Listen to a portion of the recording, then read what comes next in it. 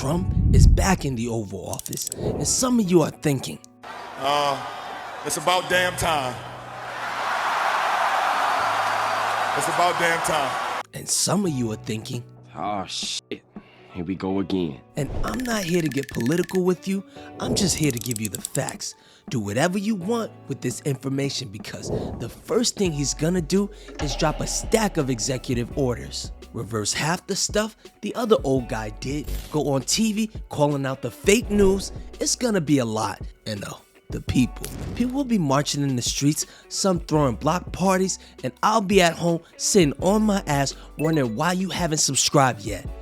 What are you waiting for, huh? The first question you're probably wondering is, what are his top priorities? Immigration, taxes, maybe he'll stop the immigrants from eating the dogs, the people that came in, they're eating the cats. Yup, your president really said that. And I'm here to tell you that there are very dumb people on both sides. Enough with the jokes, but let's talk about the mass deportation madness that will happen on day one. See, during the election, Trump talked about the mass deportation he was planning to do, and still, 56% of Hispanics in Florida voted for him, and they about to fuck around and find out because Trump's kicking things off with a bang. Remember those no-go zones for searching for illegal immigrants? You know, schools, churches, hospitals.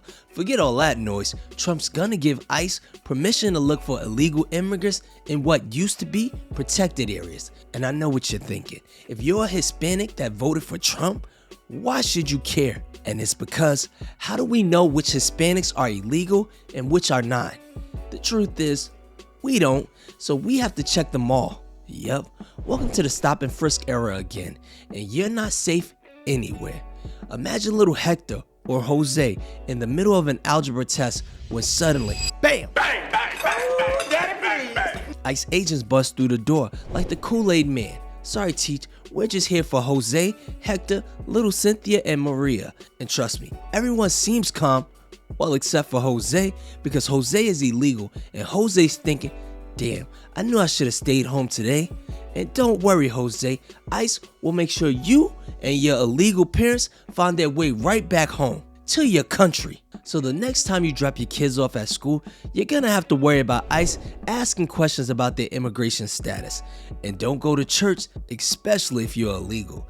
They can look for you there too. And just like the stop and frisk era, this policy will find more criminals or illegal immigrants, but in the process, ICE is gonna piss off a lot of people who are here legally, because now they can roll up on you anywhere, anytime. And we all want to get rid of the dangerous criminals, but if you got an unpaid speeding ticket that might turn into a warrant cause you couldn't afford to pay it, you gotta go too. The next thing Trump will do is negotiate the Russia-Ukraine war. He's gonna talk with the two presidents, Putin and Zelensky, and see if we can bring this war to an end.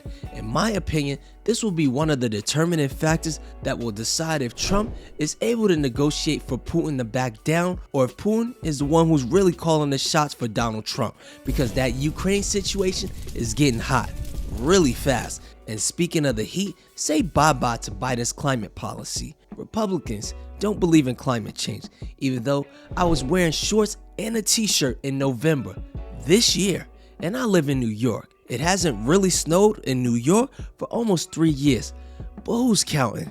Trump is definitely pulling out of the climate agreement. He doesn't believe in global warming, and we're going back to the good old days. Trump's rolling back everything green and energy efficient.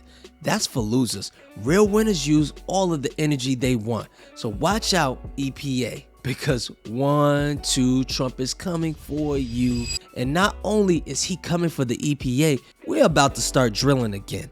And no, I'm not talking about Bronx rap. Trump's about to turn America into a giant oil rig. He's eyeing up protected areas, and we're talking about the Arctic's National Wildlife Refuges, Tonga's National Forest, even the Grand Canyon. And don't even get me started with the national parks. If your park has oil, we don't care what it does to the wildlife. We getting that oil by any means possible. And if you got a problem with that, we'll slap you with some tariffs. Because on day one, Trump's slapping taxes on imports like he's handing out parking tickets. China, Canada, Mexico, nobody's safe. He's like, you want to sell stuff here? Pay up, or you can become the 51st state, Canada, but it's gonna be raining tariffs, and y'all better grab y'all umbrellas, cause your wallet's about to get soaked. Trump's planning to put a 25% tax on everything from Canada and Mexico, and he's gonna increase China's tariff an extra 10%. So get ready for a tariff war, because China plans to fight back. Trump believes he can replace income taxes with tariffs, and if he can do it and this economy doesn't crash, I'm all for it, because this tariff thing has been talked about a lot. And after Trump is in office, with the tariff, it costs $1.25. But you forgot, companies are greedy, so they're probably gonna raise the price to $1.50 so they can make even more profits while blaming it on tariffs, but also bragging about it on the earnings calls. That's exactly what they did during the pandemic.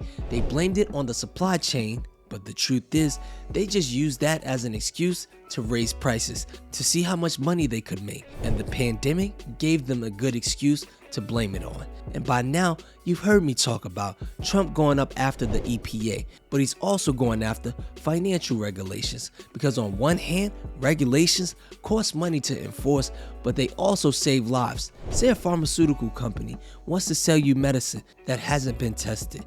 They can't do that because there are regulations that prevent that. Say the bank wants to give out a bunch of bad home loans, then turn around and sell those loans to hedge funds who manage your retirement. Well, after the housing market crashed in 2008, we put regulations out to prevent that. And let's be honest, most regulations only get passed after something bad happens. So the fact that he's rolling back regulations is interesting. We'll just have to wait and see which ones he rolls back, because I'm not gonna lie, my portfolio is up significantly since he's been elected, and I'm sure I'm gonna do well under his tax plan, because Trump is coming back with the tax cuts. But not for you brokies. Remember the tax cuts that were supposed to trickle down? They were supposed to make us all rich. Yeah, those? Trump's bringing them back, baby. It's like a greatest hit album, but instead of music, it's money for rich folks. And I'm not rich yet, but hopefully by the time he leaves office, I will be. And let's be honest, most of the politicians are wealthy, so those tax cuts will be bipartisan, because who doesn't like paying less in taxes? And speaking of things we don't like paying, let's talk about inflation, because even though a lot of these things I personally believe will have a negative impact, Trump plans to fight inflation by putting the economy on a diet. He plans to tackle energy prices by lowering gas prices by drilling for more oil.